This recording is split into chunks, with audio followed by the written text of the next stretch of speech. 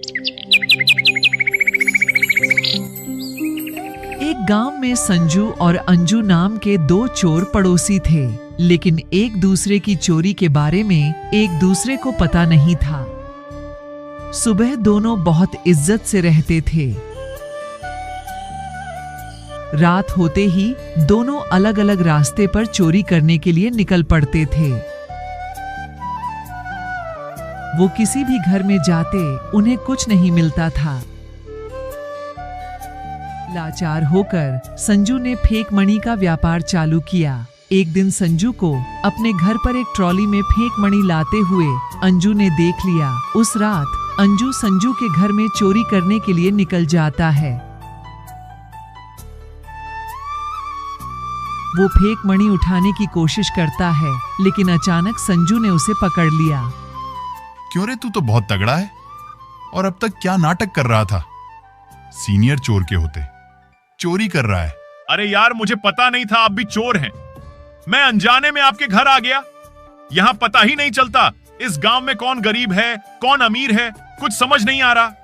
बाहर इतना स्टाइल मारते हैं लोग, लेकिन लोगों के घरों में RS1 भी नहीं है। इसलिए मैं आपके घर आ गया, मुझे माफ कर दो। अरे पागल, अभी भी गलती कर रहा है। तू इन नकली नोटों को तो असली समझ रहा है। ये सब फेक मनी है, लेकिन व्यापार में आजकल यही काम आते हैं। इसलिए मैंने एक प्लान बनाया है। मुझे एक पार्टनर भी चाहिए। हाँ, बस मैं तैयार हूँ। बताइए क्या प्लान है आपके पास? हम एक फेक मनी ट्री तैयार करेंगे। हम 10 करोड़ फेक मनी रख देंगे और इसके चारों तरफ लगा देंगे। अगर हम इस मनी ट्री से 5 करोड़ भी कमा लेते हैं तो हमारी लाइफ सेट हो जाएगी। वो दोनों मिलकर आपस में गांव के किनारे एक बड़ा नकली पेड़ लगा देते हैं। उन्होंने उस पेड़ के नीचे एक अंडरग्राउंड रास्ता बनाया और अंडरग्राउंड रास्ते पर 2 पाइप लगा दी। दोनों चोरों ने गांव के सभी सदस्यों को इकट्ठा किया। भाइयों, ये सोनपुर गांव ने कितने पुण्य किए हैं। देखो, इसलिए भगवान ने यहाँ पैसे का पेडीडीएच बनाया है। वो भी किसी एक का नहीं है, हम सबका है। उस पेडीडीएच से आप जितना पैसा लाना चाहते हैं ले लीजिए, लेकिन आप उस पेड़ से आए हुए पैसे बड़े ध्यान से रखना। कम से कम 2 महीने तो रखना ही। सारे लोग यह सुनकर बहुत खुश हो जाते हैं। लोग उस पेड़ के आगे अपने पैसे रखकर नमस्कार करके वहां से निकल जाते हैं।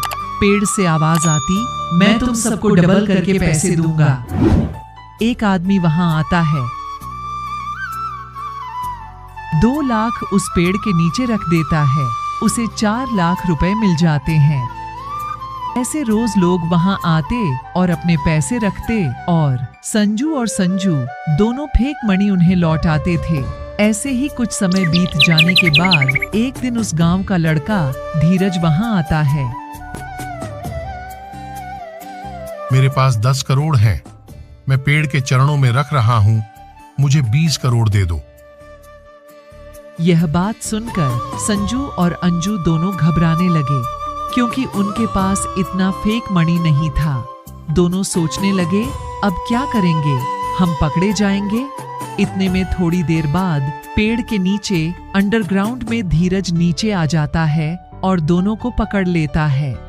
वे दोनों को जेल में डाल देता है। अगले दिन धीरज लोगों को सारी बातें बताता है और चोरी किया हुआ पैसा वह सरकार के हवाले कर देता है, जो कि गरीबों के लिए पहुंचाया जाएगा।